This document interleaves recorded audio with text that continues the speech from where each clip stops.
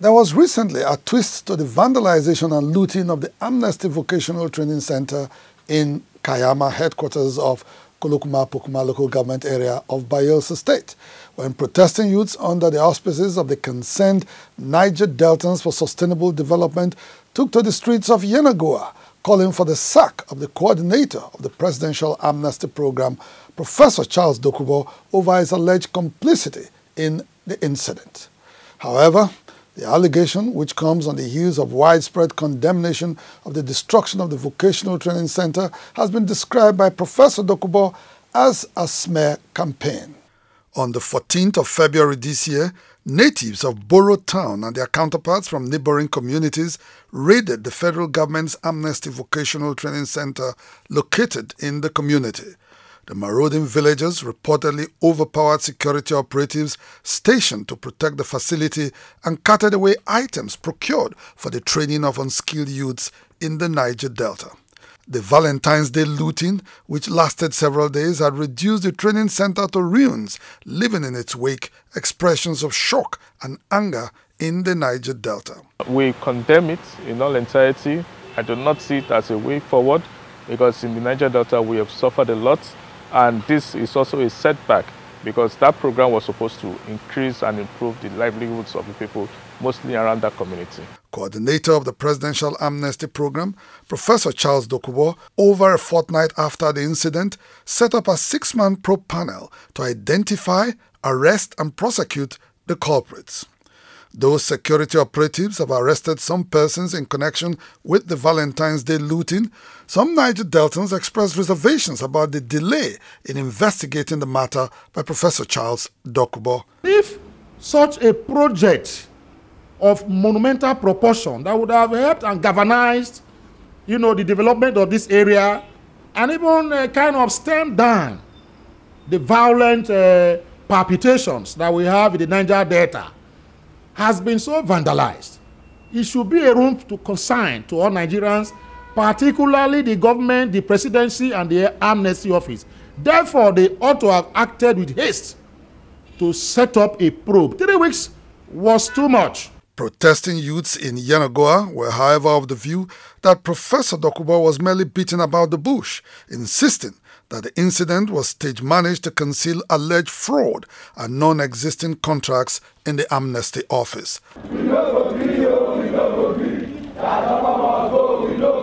Professor Dokubo directed the head of Boro Town Vocational Training Center, Mr. Jude Baboyo, to open the warehouse where supplies items are kept, and they arranged with hoodlums to cast away items previously supplied to cover up their fraud. The move is to enable Dokubo, his frontline men, and the director of procurement and other senior management staff in the Amnesty Office to claim that the 13 billion worth of supply items have been stolen by hoodlums. The looting of the facility lasted for 5 days with no police or military personnel present to stop the hoodlums. They called on President Muhammadu Buhari to compel Professor Dokubo to resign his appointment to allow for an independent investigation into the looting of the Amnesty Office. On February 14, 2019, Professor Dokubo drove along the east-west road and saw the looting of the facility.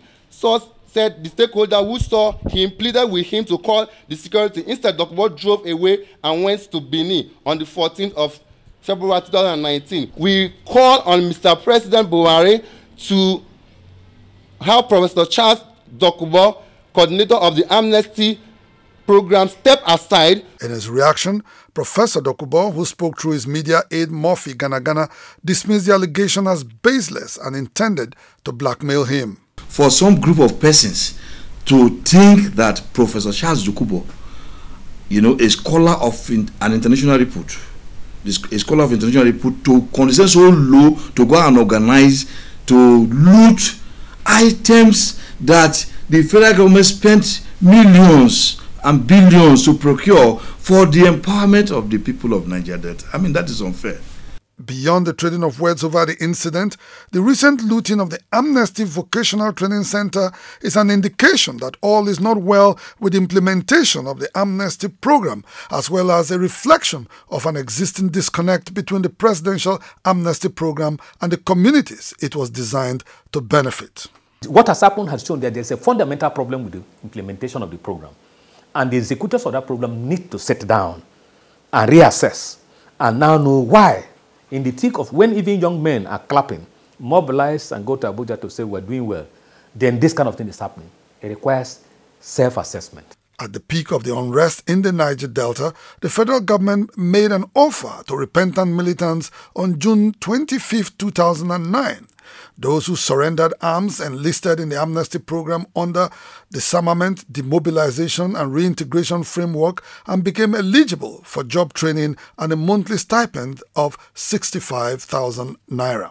While some have been trained and gainfully employed, others are yet to secure paid jobs but have the monthly stipend to depend on.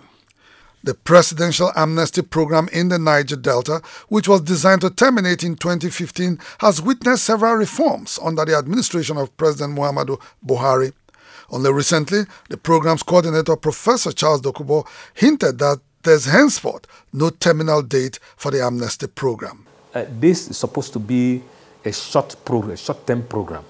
But if you continue to expand, extend, elongate it, because it has become a patronage agency, becomes a patronage program, where people think that it is their own kind of, the boys call it a cocoa farm, because certain stipends come.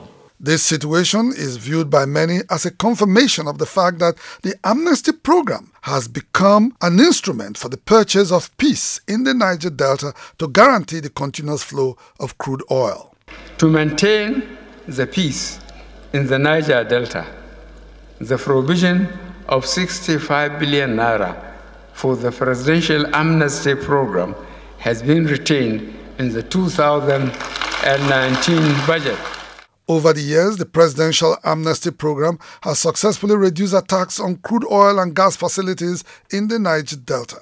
But the region is still rife with violent crimes and agitations, as evident in the recent Kayama invasion.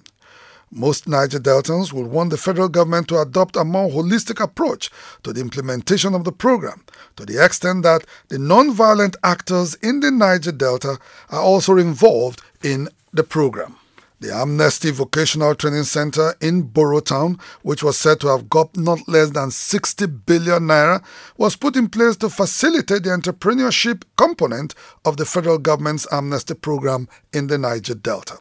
Following this incident, most observers are yet to come to terms with the impression that the intended beneficiaries of the Vocational Training Center would willfully damage what ordinarily should be regarded as their own possession. Inside the Niger Delta,